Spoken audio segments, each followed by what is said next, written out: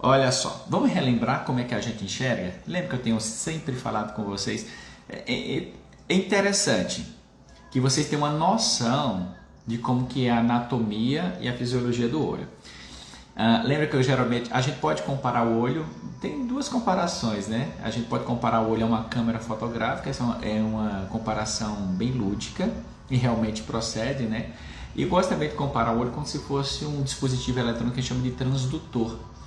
O transdutor é um dispositivo eletrônico que transforma energia em outra. Quando a gente pensa em anatomia, o olho parece mais com a câmera fotográfica. Quando a gente pensa em fisiologia, a função do olho lembra, por exemplo, um transdutor. Por que o transdutor? Transforma um tipo de energia em outra. Então, olha só. O olho é uma bolinha. Lembra? Como se fosse uma bolinha o olho, tá bom? Tem duas lentes mais importantes o olho. Tem essa lente na frente que se chama córnea. A gente costuma comparar a córnea, então, como se fosse o vidro do relógio. Então, quando vocês vão olhar a hora, por exemplo, né? Você só consegue ver o ponteiro ou os números que estão por trás, porque na frente tem alguma coisa transparente, que no caso é a córnea. E a gente tem uma outra lente importante chamada cristalina. Ela recebe esse nome porque ela é totalmente transparente. Boa noite, como é que vai? Alencar, né? Bem-vindo, tá bom? Obrigado.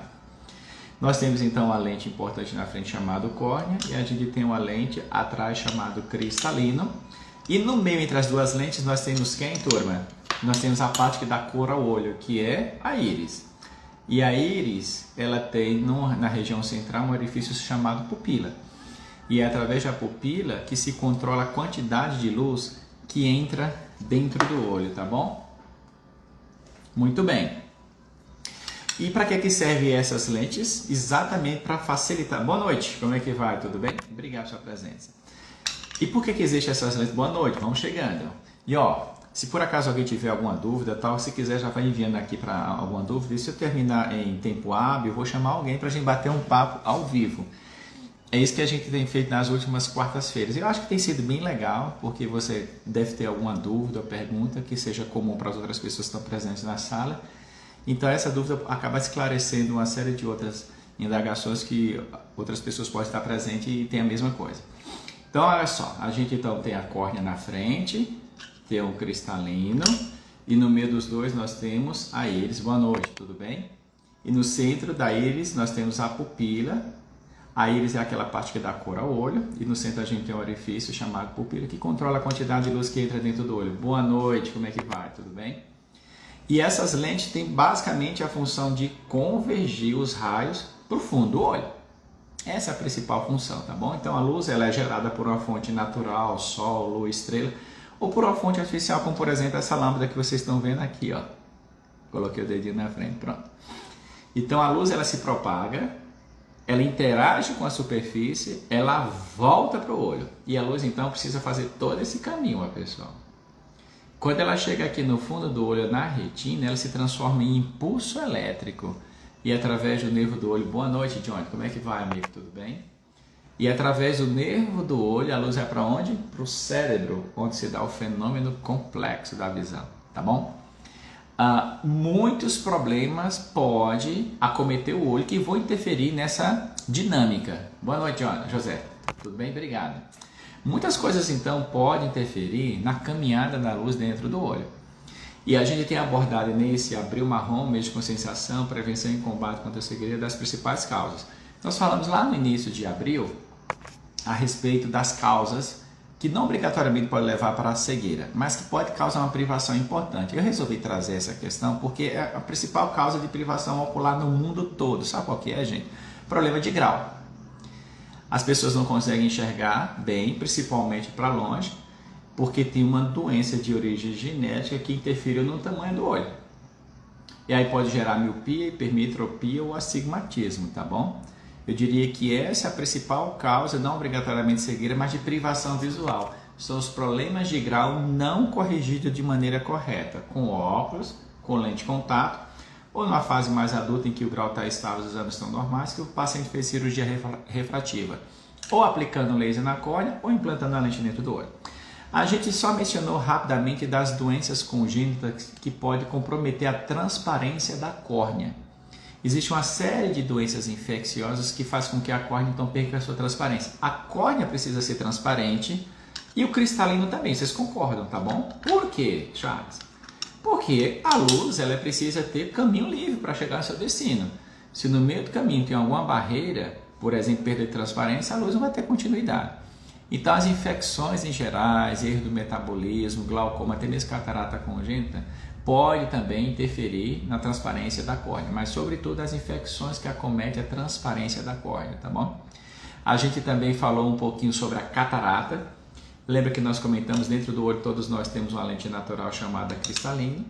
Com o passar do tempo, as ruguinhas vão aparecendo, o cabelinho vai ficando branco. E o cristalino, pessoal, perde a transparência e fica com opaco. Isso é o que? Catarata. Olha só se tem lógica. Então, com a catarata, ó, a luz não chega no seu destino final. E aí, turma, não tem outro tratamento. Visionárias, não tem outro tratamento a não ser cirurgia. O que a gente precisa fazer? Remover cirurgicamente a catarata e implantar uma lente artificial dentro do olho. A grande vantagem, a gente conversou bastante sobre cirurgia de catarata, né? A grande vantagem da cirurgia de catarata hoje, a gente chama de cirurgia faco-refrativa. Porque além da gente remover a catarata, nós implantamos então uma lente artificial dentro do olho. Eu acho que eu tenho aqui mais ou menos diferentes tipos de lentes. Ó. O tamanho real da lente, não sei se vocês conseguem enxergar. Opa, aqui assim. Não tá dando... Ah, desculpa. Olha só, é bem tico-tico. Dá para vocês perceberem, ó. Esse é o tamanho real da lente, tá bom? Que vai colocar dentro do olho, é bem pequena, tá bom? E existem diferentes tipos de lentes, tá bom? Diferentes tipos de lentes que a gente vai implantar dentro do olho. Como por exemplo essa aqui, ó. Tá vendo? Que ela tem um monte de círculozinhos. Esses círculos, eles vão ajudar a luz convergir lá para o fundo do olho para enxergar bem. Sempre lembrando que essa é a ideia, que a luz atravesse todos os meios do olho sem impedimento ao longo do todo o seu trajeto. Boa noite. E consiga chegar no seu destino no olho final, que é a retina, e através do nervo do olho para o cérebro, tá bom? Semana passada a gente conversou muito sobre a degeneração macular relacionada à idade, tá bom? Então a parte de trás do olho é formada basicamente pela retina. A retina tem uma estrutura anatômica importante chamada mácula, e a mácula pode ser acometida pela degeneração. E hoje nós vamos falar, já se passaram uns minutos, meu Deus do céu. E hoje nós vamos falar então do glaucoma. Eu vou falar rápido do glaucoma porque ao longo do mês de maio a gente vai conversar exaustivamente sobre glaucoma. E é importante a gente conversar sobre glaucoma porque é a principal causa de cegueira irreversível no mundo em pacientes até 65 anos de idade. Porque após 65 anos de idade é a degeneração macular relacionada à idade, tá bom? Então vocês já entenderam o que é um pouquinho da anatomia e fisiologia do olho. E o que é glaucoma? Então, a parte de trás do olho tem uma estrutura importante chamada nervo óptico. E o nervo óptico ele é formado pelas células nervosas da parte de trás do olho, que é a retina. E esse nervo, então, ele vai permitir a transferência desse impulso, dessa onda eletromagnética, em impulso nervoso, elétrico, que vai lá para o cérebro, tá bom? O glaucoma, para facilitar o entendimento, vamos fazer a seguinte comparação. Tenta imaginar, por exemplo, uma pia. Você abre, então, a torneira, a água está escorrendo e o ralo permite então a evasão da água normalmente. A quantidade de água então que é liberada precisa escoar. Agora imagina se por acaso o ralo da pia, por exemplo, esteja parcialmente ou totalmente entupido. O que acontece? A água vai subindo, vai subindo, vai subindo até transbordar. Tenta mais ou menos imaginar desse jeito, tá? Então o olho tem duas câmaras mais importantes. Tem essa câmara aqui da frente que a gente chama de câmara anterior. E tem a câmara posterior do olho, boa noite, tudo bem? Que é formado por uma gelatina que lembra muito a clara do ovo. E essa gelatina é importante, que ajuda a manter o formato do olho, ela precisa ser transparente para permitir a passagem de luz do olho, e ela também pode alimentar as estruturas de dentro do olho, tá bom? E a lateral do olho tem algumas estruturas importantes também que vão produzir um líquido chamado muracoso. Esse líquido então ele é produzido e ele pode ficar acumulado aqui na câmara anterior e ele pode escoar também para a câmara posterior. Então, quando existe um desequilíbrio entre a quantidade de humor aquoso que é produzido e o seu escoamento, esse líquido então fica represado dentro do olho. E ele começa a fazer pressão em cima da cabeça do nervo do olho. E lembra que eu falei para vocês, a cabeça do nervo do olho é formada por células nervosas. E, gente, tem uma característica importante das células nervosas. Até a luz do conhecimento atual, uma vez que a célula nervosa ela sofre um trauma, ela não tem mais capacidade de se autorregenerar. Diferentemente da córnea. Por exemplo, quando a gente vai fazer a cirurgia refrativa com a técnica PRK, a gente remove mecanicamente a primeira camada da córnea, a gente aplica laser para corrigir o grau. essa região que a gente removeu se chama epitélio. Ele se auto-regenera em média uma semana depois. A córnea tem essa capacidade. Já as células nervosas que vão formar o nervo do olho, o nervo óptico, elas não têm essa capacidade. Então, assim, elas são ultra sensíveis, então elas precisam serem preservadas dentro de um ambiente de pressão normal. Todo mundo tem pressão nas vistas, tá bom? Só que tem algumas pessoas, por exemplo, por questão genética, tem uma sensibilidade maior à variação de pressão. E às vezes ele precisa que a pressão natural dele seja um pouquinho menor do que a média da população para que essas células consigam funcionar normalmente. Então, assim, do ponto de vista conceitual, o glaucoma é considerado uma neuropatia de nervo, né? Uma neuropatia óptica bilateral, assimétrica, de natureza progressiva que não tem cura. Assimétrica porque não obrigatoriamente ela vai acometer na mesma intensidade ambos os olhos, ambos os nervos, tá bom? Pode ser assimétrico, que é o mais comum. E ele é progressiva, pessoal. E infelizmente o glaucoma não tem cura. O glaucoma ele tem controle. E aí o que a gente faz? Precisa então passar em consultas de rotina para a gente identificar se o indivíduo realmente tem ou não glaucoma e tratar. Então, glaucoma é isso. Existem diferentes tipos de glaucoma, tá bom? Para facilitar, não vou entrar muito em detalhes, porque a gente vai ter um super convidado no próximo mês que vai falar bastante sobre isso com a gente. Olha, é surpresa, não vou falar para vocês, tá bom? Todo mundo tem que estar aqui presente para ouvir essas explicações mais detalhadas. A gente então divide os glaucomas, de uma maneira geral, em dois grandes grupos. Glaucoma de ângulo fechado e glaucoma de ângulo aberto, tá bom? O glaucoma mais comum é o glaucoma de ângulo aberto. E o que é que causa o glaucoma? Olha só. A principal causa é histórico na família de gente que já tem histórico de glaucoma. Tataravô fica difícil a gente até ver. Um avô, tem que ser parente também de primeiro grau de preferência. Um avô, um pai, uma mãe, se o indivíduo já tem histórico da família de glaucoma, existe uma chance maior de você também ter glaucoma, tá bom? Pessoas que têm uma pele um pouquinho mais escura, esse é um fator de risco maior para ter glaucoma. Se você já tem uma anatomia que predispõe também a ter o glaucoma, principalmente os pacientes hipermétropes. Por que o hipermétrope, pessoal? Sabe por quê? O hipermétrope, por natureza, boa noite, vamos chegando. O hipermétrope, por natureza, turma, ele tem um olho um pouquinho menor do que a média da população. E por quê, doutor Charles? Por causa da herança genética, turma. Então, se vocês olharem para o espelho e se perguntarem assim, por que minha pele é dessa cor? Por que as minhas mãos são desse jeito? Se você prestar atenção, metade de você é um pouquinho do teu pai, do ponto de vista físico, né? E metade de você é um pouquinho da tua mãe. É uma mistura. E como foi que você adquiriu essas características? Por herança genética. Então, o paciente hipermétrope, por natureza, tem um tamanho do olho um pouquinho menor do que a média da população. E as estruturas também que vão formar o ângulo da câmara anterior são um pouquinho mais estreitas. Se o indivíduo, então, tem um olho menor e o ângulo um pouquinho mais estreito, ou seja, vai ter uma dificuldade do escoamento desse líquido, que ele precisa caminhar livre dentro do olho. À medida então, que ele vai se acumulando, ele vai aumentando a pressão dentro do olho, vai matando as células nervosas da cabeça do nervo do olho. E aí, consequentemente, o indivíduo vai ter dificuldade para enxergar. Então, de uma maneira geral, essas seriam as principais causas. A gente vai entrar um pouco mais a fundo nessa discussão em maio. Eu só quero introduzir um pouquinho esse tempo, porque em maio a gente vai conversar exaustivamente sobre isso, tá bom? Quais são os sinais e sintomas do glaucoma? Aí vem uma coisa interessante. Sabe por quê, turma? Visionários. O glaucoma é uma doença traiçoeira. Na maioria das vezes, nos estadios iniciais, a doença ela não manifesta nenhum sintoma. E o indivíduo, boa noite, Meire, bem-vinda. O indivíduo só vai se dar conta da presença da doença quando ela se encontra no estadio avançado. E sabe quando é estadio avançado? É quando o indivíduo diz o seguinte, gente, eu não sei o que está acontecendo, eu não consigo enxergar a minha periferia. Meu Deus do céu, eu tenho que virar o rosto. Mas mesmo assim, quando eu viro o rosto, eu continuo não enxergando a periferia. A gente chama de visão tubular. O indivíduo vai ficando com a visão tubular. Só que a percepção disso só se dá quando a doença está no estágio avançado. Vocês acreditam?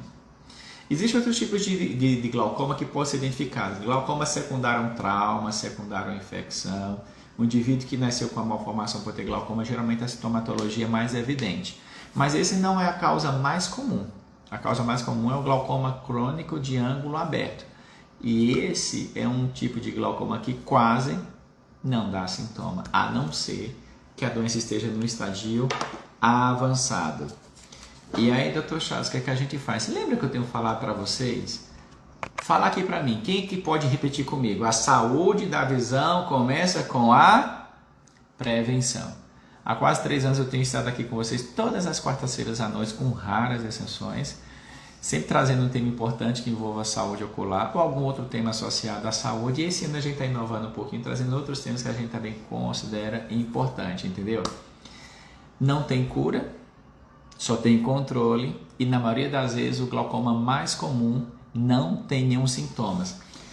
Eu tenho falado para vocês, gente, vocês não precisam estar sentindo alguma coisa para passar em consulta oftalmológica. E não é só oftalmológica, tá bom?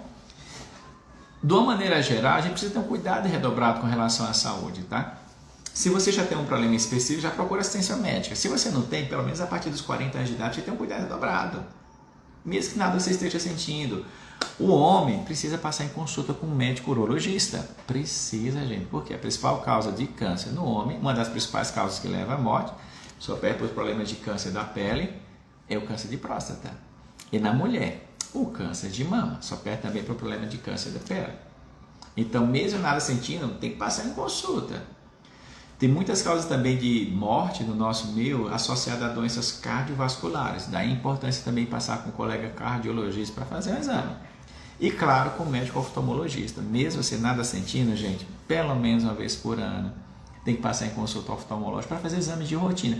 Exatamente para a gente identificar se existe alguma doença silenciosa, como por exemplo o glaucoma, que o indivíduo não sente nada nos estadios iniciais, só vai se dar conta da doença quando ela está no estágio avançado. E aí, essa que é a questão. Aquilo que foi perdido, a gente não consegue mais recuperar à luz do conhecimento atual.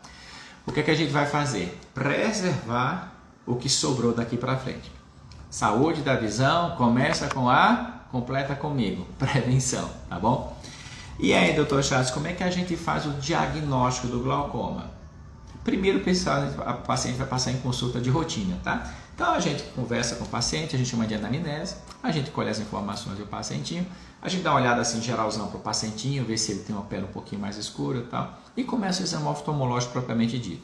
Então, a gente senta o paciente na cadeira e pede para ele enxergar lá na frente. Se ele usa óculos, a gente pede então para enxergar com os óculos. Se não usa óculos porque enxerga bem, primeiro um olho, depois o outro. A gente faz um teste de tapar um olho e comparar com o outro para ver se os olhos ficam alinhadinhos. Depois a gente senta ele na lâmpada de fenda que tem aquela luzinha, né, como se fosse um microscópio.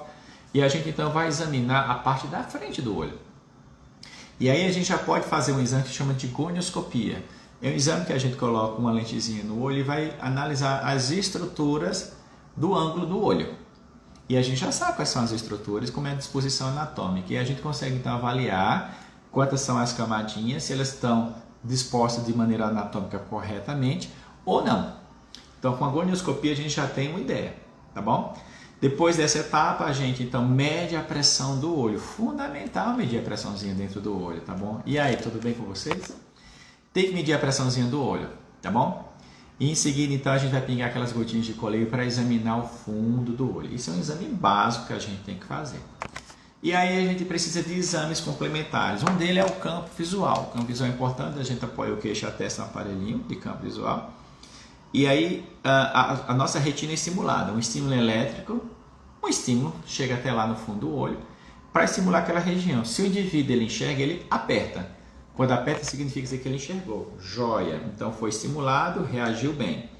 Só que tem pessoas que é estimulada e não responde. Significa dizer que aquela região provavelmente está já danificada por causa da pressão. E aí a gente vai fazendo vários exames, até a gente identificar se realmente tem ou não. Uma outra coisa importante é tirar uma fotografia do fundo do olho, uma fotografia geral. E vocês sabiam, gente, que nós também temos tomografia do fundo do olho? Do mesmo jeito que tem tomografia da cabeça, a gente também tem tomografia do fundo do olho. E com a tomografia do fundo do olho a gente consegue analisar mais detalhadamente a cabeça do nervo óptico. Então a gente vai analisar, por exemplo, o tamanho da cabeça do nervo óptico, a escavação da cabeça do nervo óptico e algumas outras alterações vasculares. Então com isso a gente consegue então fazer uma avaliação anatômica e uma avaliação funcional se o paciente tem ou não glaucoma. Deu para entender? E agora, doutor Charles, fizemos então todos os exames, estou com glaucoma. Então a gente vai ter que identificar qual é a causa do glaucoma ou qual tipo de glaucoma e o tratamento. São várias opções. Dependendo do estadio em que a doença se encontra, inicialmente a gente pode fazer o tratamento clínico, pingando gotinha de colírio nos olhos, tá bom? Às vezes um colírio só não é suficiente. Às vezes precisa pingar mais do que um, 2, 3. Aí fica ruim porque quando o paciente vai pingando essas gotinhas de colírio para controlar o glaucoma, tem algumas dessas medicações que dentro de si tem um conservante. O conservante dentro do colírio ele é legal para a gente preservar a esterilidade do colírio, mas ao mesmo tempo ele irrita a superfície do olho e tem alguns pacientes então que se queixam de olho um pouco vermelho, desconfortável, entendeu? Mas é uma opção. Hoje em dia tem uma opção muito legal, pessoal, que são os lasers. Existem alguns lasers específicos que já pode até ser uma primeira opção de tratamento, dependendo do tipo do glaucoma, porque vai evitar que o paciente precise pingar muitas gotinhas de colírio, tá? Existe também a opção da gente colocar uns tubinhos dentro do olho, uns tubinhos que vão comunicar as câmaras anteriores e posteriores e com isso, ou pelo menos a câmara anterior com o ambiente externo. Lembra o que a gente precisa fazer? Despressurizar. A pressão aqui grande. Eu vou dar um exemplo para você simples. Né? Imagina quando a pressão de um pneu de carro, um pneu de moto, de bike, né? Quando a gente aperta lá e percebe que está muito cheio, então a gente tem que tirar quem lá dentro. É mais ou menos isso que acontece aqui. Se por acaso pingou gotinha de colírio, a gente fez o laser também e não conseguiu controlar a pressão como a gente gostaria, uma opção é colocar uns tubinhos que comunicam partes do olho com o ambiente interno, com o ambiente externo, para facilitar sempre o escoamento, para despressurizar o olho, tá bom? Uma outra opção bem legal é fazer a gente também pode fazer algumas cirurgias mais complexas, quando essas opções não funcionam, e por fim, às vezes a gente precisa diminuir bastante a produção do humor aquoso. Então a gente tenta sempre fazer o seguinte: como é que eu vou fazer para despressurizar o meu olho? Ou eu diminuo a produção do líquido, ou eu aumento o escoamento dele. É basicamente essas duas maneiras. Existem técnicas específicas para cada uma delas, tá bom? E aí, doutor Charles, como é que a gente vai fazer? Aí acompanha o paciente. E daí para frente vai acompanhando o paciente. Ou com colírio, ou com laser, ou com cirurgia mais intensa que foi feita. Mas em geral, a gente então vai fazendo um acompanhamento com as ferramentas que a gente tem disponível, fazendo sempre análise anatômica e análise funcional, para controlar a pressão do olho, para preservar o que restou de visão. Deu para entender?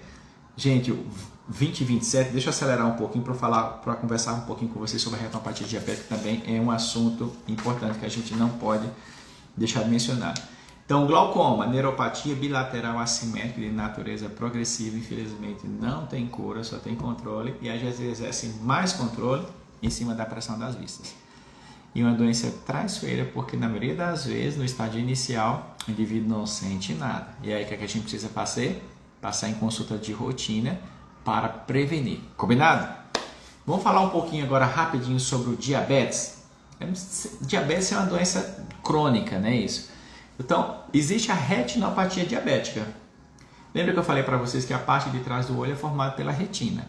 Então, a retinopatia diabética é uma complicação do diabetes ocular. A retina é essa parte de trás do olho que é muito sensível à luz e é a partir da retina então que a luz se transforma em impulso elétrico e através do nervo do olho vai para o cérebro e a gente enxerga. O diabetes é um distúrbio do metabolismo da glicose, que é o açúcar. O açúcar, pessoal, é como se fosse o combustível da célula. Para a célula funcionar, promover o seu metabolismo e todas as suas funções, ela precisa da glicose. Então a glicose tem que estar dentro da célula. Só que por um distúrbio do funcionamento, o que é que acontece? A insulina, que geralmente é o hormônio responsável em fazer com que a glicose fique dentro da célula, não está funcionando de maneira adequada, existe uma série de causas. Então essa glicose ela fica circulando fora do ambiente intracelular. E aí o que acontece? Ela comete principalmente no olho os vasos do olho, tá vendo? Tem os vasinhos aqui, vocês estão percebendo, né?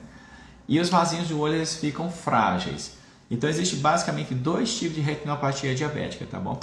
O retinopatia diabética a gente chama de proliferativa e não proliferativa. Quando o vasinho ele está fraquinho e está tendo extravasamento, mas não foi muito grande, é um tipo de diabetes, é não proliferativa. Agora, quando o vaso já está muito comprometido e está tendo um extravasamento grande de sangue, é como se fosse a proliferativa. E aí o que acontece, pessoal? Dependendo da região que foi acometida, observe então inchaço no fundo do olho, principalmente uma estrutura muito importante chamada mácula. Tamo junto, José. E o que é que o paciente diz? Nossa, doutor, minha visão está embaçada. Ele já tem histórico de diabetes. Ele já até tem uma suspeita, né? Nossa, será que meu diabetes está controlado? Provavelmente não vai estar. E aí o paciente pode ficar com a vista embaçada e ele diz o seguinte: nossa, doutor, engraçado que eu estou vendo os pontinhos. É muito comum o paciente dizer: doutor, estou vendo alguns pontinhos no meu campo visual e a minha vista está embaçada. O que foi que aconteceu? O diabetes, causado por um excesso de açúcar fora do ambiente intracelular, causou uma fragilidade na parede dos vasos, consequentemente teve sangramento e sangue no fundo do olho causa uma série de problemas, principalmente inchaço lá na mácula. E aí o que é que a gente faz para resolver o diabetes? Temos algumas medidas. Uma coisa importante é o controle da gestão emocional. A gente precisa controlar as emoções, porque em geral o indivíduo que tem diabetes, ele tem uma predisposição genética, a insulina dele provavelmente não está funcionando de maneira adequada e não está conseguindo conter o açúcar dentro da célula. Precisa então controlar as emoções para diminuir inclusive a ingestão de medicação, de açúcar. Fundamental, além da gestão das emoções, o controle da ingestão de açúcar, que diminuir o mais possível. Claro que você vai fazer isso junto com o médico oftalmologista especialista na parte de trás do olho, de preferência, o retinólogo, e juntamente com o endocrinologista. Porque só tratar isoladamente o olho e não tratar também da diabetes do corpo, a longo prazo não vai surtir um efeito tão satisfatório, porque a gente sabe que é uma doença de origem sistêmica. É o corpo que está sendo atacado e está tendo uma repercussão no olho, inclusive no fundo do olho. Tudo bom, Carlos? Boa noite. Bem-vindo, viu? Ei, Anne, tudo bem com você? Obrigado pela sua presença, tá bom? Então, além da gestão das emoções, é engraçado, né? Quando a gente fala em gestão das emoções, eu acho que não serve somente para o olho, não, né? Serve para a vida e para o corpo como um todo. Tudo bom? Não, fica tranquila, Ana, tudo bem. A Ana disse que chegou um pouquinho atrasada, tá? Tudo tranquilo, não tem problema não. Então, gestão das emoções é fundamental para tudo. Controle da ingestão de açúcar, precisa ter um controle, tá certo? Agora vamos pensar em tratamentos específicos para o fundo do olho, né? Umas coisas que a gente costuma fazer é aplicar algumas medicações específicas dentro do olho. A gente precisa fazer isso para ver se consegue conter essas alterações, essas fraquezas que acometem a parede do vaso. Além disso, precisa fazer também laser no fundo do olho. Dependendo da região que foi comprometida, a gente precisa também fazer um laser no fundo do olho para a gente controlar esse sangramento, para que a doença não vá se expandindo. E tem outras situações, pessoal, que a gente precisa fazer umas cirurgias mais complexas, entrar literalmente entre o olho. Isso é no caso quando a doença já está no estádio mais avançado, que causou uma série de alterações aqui no fundo do olho, tá bom? Causou sangramento forte, inchaço forte, a retina já descolou e o indivíduo não está enxergando. Então a gente às vezes também precisa fazer associações de tratamento. Às vezes precisa fazer injeção no fundo do olho, fazer um pouquinho de laser e entrar lá no fundo do olho para fazer o tratamento. Corrigir aquelas regiões que estão ruins. Deu para entender? Isso é mais ou menos o retinopatia diabética, que também é uma causa importante de cegueira irreversível no mundo. Porque nós temos algumas doenças degenerativas que não tem cura, só tem controle. Pressão alta, a gente tem que tomar remédio para o resto da vida. Tem situações que o indivíduo, dependendo do tipo de pressão, pode até diminuir a quantidade de medicação que ele usa. Mas é bem provável que ele fique o resto da vida tomando remédio. E o diabetes? O diabetes também é uma doença que é de natureza sistêmica, progressiva, crônica, degenerativa, que ainda não tem cura, tem controle. E a gente tem que aprender a lidar com esses problemas. E já se passaram 33 minutos, vocês acreditam? Então vamos fazer o seguinte, como a gente tem feito ao longo dessas últimas quartas-feiras, se alguém tiver alguma dúvida, pergunta, algum comentário, e aí, tudo bem, Amanda? Faz esse comentário, alguma dúvida, pergunta, e eu vou aproveitar, eu vou pedir para que alguém entre ao vivo com a gente, para a gente bater um papo, conversar rapidinho, de repente você pode ter alguma dúvida. Olha só, a gente está dizendo, a anatomia do olho é realmente incrível. Parecer mais por dentro. Então, exato. A Anne, pessoal, é uma querida paciente, e a Anne não é só isso, né? Ela é uma mulher como a maioria das mulheres, eu acho que a maioria não, todas as mulheres, né? Ela é multifuncional porque a Anne, além de ser esposa, a Anne também é mãe e ela é uma artista, tá? De mão cheia. A Anne canta, a Anne escreve, a Anne dança, a Anne interpreta e a Anne é portadora de uma doença genética chamada aniridia. Então a parte que dá cor ao olho, a Anne não tem. E aí nós fizemos a cirurgia, ficou bom por um tempo muito legal, a gente implantou uma prótese dentro do olho, mas teve algumas intercorrências, a gente precisou remover. Mas nem por causa disso, a Anne deixa de estar lutando todos os dias. E ela está dizendo o seguinte, o olho aparentemente é simples, mas no fundo é uma estrutura bem complexa.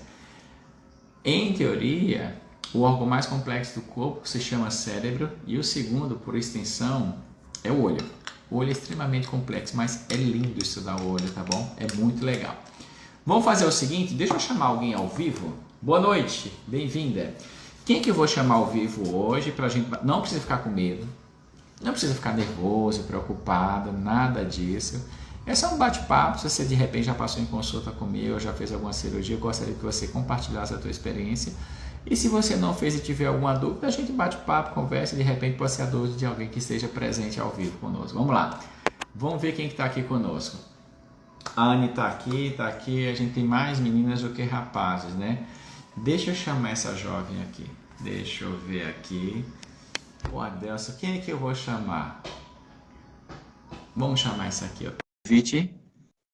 Se aceitou o convite, diga, doutor, estou aqui, estou ao vivo, em cores, vamos bater um papo. Tá me vendo, me ouvindo?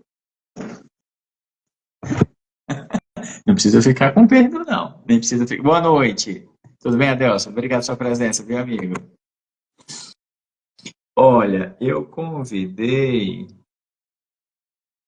Sobrenome, acho que é Rodrigues, é isso mesmo? Não precisa ficar com medo, nem com vergonha. Aceita o convite e vamos entrar ao vivo para a gente bater um papo. Se você tiver dificuldade, não tem nenhum problema não, tá bom? A gente não vai forçar a barra com você, não. Fica tranquilo. Mas, pronto. Então, vamos fazer o seguinte. Sobrenome Rodrigues.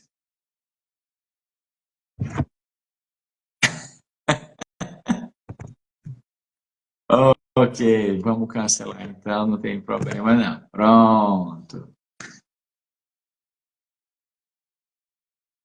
Vamos lá? Não consegue?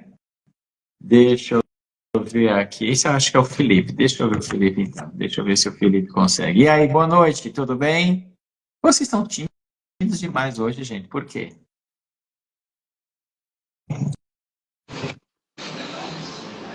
Quem foi que aceitou? Foi o Felipe? Alô? Foi. É o Felipe? Eu? Boa noite, Felipe. Como é que você vai, amigo? Tudo bem? Tudo bem, só um minutinho, viu? Vou colocar a minha camisa aqui, só um minuto. Coloca, isso, vê a sua camisa. Vê a sua camisa. Joia, vamos conversar um pouquinho. A Anne está desejando boa noite para você, Felipe, para todo mundo também. Boa noite aí para todo mundo. Você está falando de São Paulo ou fora de São Paulo? Não, eu estou falando de Maceió. Ei, eu não sei se você sabe, Felipe, que eu sou nordestino, eu sou lá de Campina Grande, Paraíba, amigo. Ah, terra boa também. Já fui lá algumas vezes. E no meio do ano, no São João, o maior forró do mundo, No São João, isso. você sabe que existe uma briga homérica, né, entre Campina o forró Grande e de Caruaru. Campina Grande e o forró de Caruaru. Um diz que é o melhor e outro diz que é o maior. Boa noite, tudo bem? Felipe, Eita, como foi que você me eita, rapaz. descobriu? Como que você chegou até aqui meu canal no Instagram? Peraí, viu, doutor? Um momento, peraí. O Felipe está se preparando, ele está preparando o visual, está vestindo a camisa, tá certo. A gente tem que investir na nossa aparência, né, gente? As meninas sempre fazem isso, viu, rapazes? As meninas, por natureza, elas são cheias de adereços, né? Mas isso é exemplo pra gente. Apesar das coisas estarem mudando para melhor no quesito preocupação do homem, na boa preocupação, com relação à beleza, né? As mulheres dão de lavada na gente, né? Sempre uma preocupação muito grande com relação ao corte de cabelo, como é que tá a aparência física, como é que tá os ornamentos, as vestimentas, e como é que essas coisas se combinam entre si. É muito legal e ao mesmo tempo é muito engraçado. E o Felipe aí está se preparando. Felipe, você está me ouvindo, amigo? O Felipe pediu para esperar. Deixa eu ver o que acontece com o Felipe. Será se o Felipe foi embora, gente? Felipe, boa noite. Você ainda está ao vivo ou você foi embora, amigo? Meu conterrâneo lá de Maceió. Então vamos fazer o seguinte. Deixa eu chamar essa jovem aqui, ó. Estou convidando a Maria. Tudo bem com você? Acho que é Maria Santos. É isso, Maria Santos? Você gostaria de bater um papo, conversar, tirar alguma dúvida, fazer alguma pergunta, esclarecer alguma coisa com relação à saúde ocular? Eu acho que o Felipe, ele saiu. Boa noite, como é que vai? Tudo bem? Boa noite. Olha só, nós batemos um papo legal sobre glaucoma e retinopatia diabética. Felipe, não estou conseguindo evitar, doutor, deu algum problema aqui. Não tem problema, Felipe. O Felipe, infelizmente, pessoal, não está conseguindo se manter conectado ao nosso canal. Ele gostaria de falar um pouquinho, mas não está dando, algum problema técnico.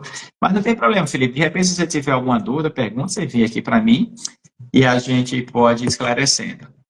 Então, olha só, ao longo desse mês de abril, nós falamos bastante sobre o Abril Marrom, mês de conscientização, prevenção e combate contra a cegueira. Nós falamos sobre problemas de grau, que não obrigatoriamente leva à cegueira, mas pode, que são provavelmente a maior causa de privação visual no mundo, porque não tem, às vezes, assistência oftalmológica adequada e não consegue corrigir o grau das vistas, tá bom? Nós também falamos rapidamente sobre as questões da opacidade da córnea, principalmente de causa infecciosa. Falamos também sobre a perda da transparência do cristalino, que vai ficando opaco, isso é a catarata, e a gente precisa remover e implantar uma lente natural artificial dentro do olho para corrigir o grau. Semana passada nós falamos sobre degeneração. Essas são as causas principais que acometem a parte da frente do olho. E a parte de trás do olho a gente destacaria três: a degeneração macular relacionada à idade, o glaucoma, que a gente falou bastante hoje, e a gente vai continuar falando muito ao longo desse mês de maio, e o diabetes também, que acomete muito o olho. E ficou claro, mais uma vez, a importância de, mesmo você nada sentindo, passar em consulta oftalmológica para fazer exame de rotina. A gente tem falado para vocês exaustivamente que a saúde da visão começa com a prevenção. Por quê? Por exemplo, o glaucoma é doença traiçoeira, é doença silenciosa. O principal tipo de glaucoma é o glaucoma que a gente chama de ângulo aberto, tá bom? E na maioria das vezes, no estágio inicial, a doença não manifesta nenhum sintoma. E o indivíduo só se dá conta do problema quando a doença já está no estágio avançado. E qual é o problema disso? Aquilo que foi perdido, a gente não recupera mais. Tem que preservar o que restou dali para frente. Daí a importância de passar em consulta mesmo nada sentindo, tá bom? A gente falou então bastante sobre esses temas, e aí eu estava começando a interagir mais ativamente com a plateia. Foi quando eu convidei algumas pessoas, mas ninguém se interessou.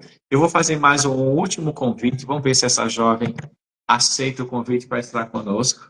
Cadê? É Maria, é isso? Vamos lá, fiz um convite. Vamos lá, se você aceita o convite para a gente se conectar. A gente bate um papo rápido, conversa. Em seguida, a gente encerra a live por hoje. Eu gostaria de lembrar que na próxima quarta-feira nós não teremos live, porque será feriado, em comemoração ao dia 1º de maio, que é o Dia do Trabalhador. Nós não teremos live, mas na semana seguinte nós voltaremos com força total com as nossas lives, como a gente tem feito nos últimos 2 anos e meio, sempre trazendo algum tema importante sobre saúde ocular. Olha só, o Felipe tentou, não conseguiu. Boa noite, Eliane, é isso, né? Obrigado pela sua presença. O Felipe tentou entrar, não conseguiu. Por problemas técnicos, eu convidei algumas pessoas também não se manifestaram. Eu acho que deve ser questão de timidez. Mas eu gostaria de te encorajar, tá bom? A gente está vivendo num mundo cada vez digital. E eu me lembro quando eu fiz a minha primeira live há 2 anos e meio atrás. Gente, o início foi muito engraçado, para não dizer que foi uma tragédia. A minha querida e amada esposa do meu lado me auxiliando, porque eu disse, nossa, será que eu estou ao vivo? Não, tal coisa do tipo. Mas eu gostaria de encorajar vocês. A turma jovem acho que está mais predisposta a encarar o mundo digital. Mas a turma de meia idade, tudo bom, Adalberto? Boa noite, tá bom? A turma de meia idade para frente tem um certo receio, dificuldade, timidez, mas acho que eu queria te encorajar e te desafiar a deixar essa timidez um pouquinho do lado e compartilhar. Abrir a tua boca, falar com critério claro, mas eu não tenho dúvida que você tem uma mensagem a falar. E essa mensagem pode transformar a vida de uma pessoa. E se você está calado, como é que você então vai transmitir essa mensagem? Você não vai conseguir. E você precisa então superar esse bloqueio, essa dificuldade da timidez e interagir cada vez mais com as pessoas, tá bom? Olha só, foi um prazer enorme estar com vocês por mais uma quarta-feira. Encerramos o ciclo do Abril Marrom, mês de conscientização, prevenção e combate contra a cegueira. A gente pode, claro, fazer alguns stories ao longo desse resto da semana e até um pouquinho no início da próxima. Mas maio está chegando. E com maio vem Maio Verde, o mês de prevenção e conscientização contra o glaucoma, que a gente falou bastante hoje, a gente vai continuar falando exaustivamente, a gente precisa, tá bom? A nossa mensagem precisa atingir o maior número de pessoas, porque infelizmente o glaucoma é uma doença que não tem cura, só tem controle, e a gente precisa então se antecipar a manifestação dessa doença para que ela não chegue a um estádio muito avançado, tá bom? Quarta-feira que vem a gente não tem live, mas a outra a gente tem live. Eu gostaria de aproveitar e convidar vocês também para participar do meu canal no YouTube. E olha só, gente, toda a segunda-feira de manhã, bem cedinho, é um desafio, tá? Nós temos um momento de conversa com o Pai, conversa com Deus. Mas, Charles, por que segunda-feira de manhã? É um desafio. Só realmente quem está disposto a reservar as primeiras horas do primeiro dia da semana para se voltar para o Pai, para se voltar para Deus. Todo mundo está convidado. Mas nem sempre todo mundo tem essa disposição, essa decisão no coração de estar lá cedinho. E a gente tem falado muito, tá? A gente já fez isso duas segundas-feiras. A gente vai continuar falando. A gente veio falando sobre oração. Essa última semana foi interessante porque eu vi uma pregação sobre o filho pródigo, despertou muitos insights. A gente conversou sobre esse tema na segunda-feira e eu não consegui avançar. Mas a gente vai continuar na próxima segunda-feira. E eu gostaria de aproveitar e pedir uma única coisa. Se vocês consideram esse conteúdo importante, relevante para alguém, boa noite, Bernardo. Eu gostaria que vocês compartilhassem com pelo menos 3 pessoas. Vocês estão vendo aí no canto inferior direito esse aviãozinho? Boa noite. Tudo bem, Marília? Eu gostaria de que vocês compartilhassem esse conteúdo com algum parente, amigo, vizinho, algum colega de trabalho, alguma pessoa que você de repente lembrar, disser o seguinte: nossa, eu preciso enviar esse conteúdo para alguém porque esse conteúdo é relevante, pode mudar a vida das pessoas. O que a gente quer com o nosso trabalho, na verdade, é promover o reino de Deus e gerar valor na vida das pessoas, compartilhando um pouquinho da nossa experiência e nosso conhecimento com embasamento científico. Isso é fundamental, tá bom? Pessoal, beijo para vocês, muito obrigado pela presença de vocês, façam um excelente resto. E aí, Rodrigo, tudo bom? Desculpa, Rodrigo, a gente acabou de encerrar, tá bom? Mas a gente continua aqui se comunicando pelos nossos canais, tá bom? Um bom resto de semana para vocês. A gente se vê não na próxima quarta, mas na seguinte, para mais uma super live. E não esqueça de também acessar o nosso canal lá no YouTube. Tem um monte de coisa legal, imperdível, que eu tenho certeza absoluta que vai ajudar você. Tamo junto, fica comigo, faça uma excelente noite. Tchau, tchau, pessoal. Um abraço. Obrigado. Tchau, tchau.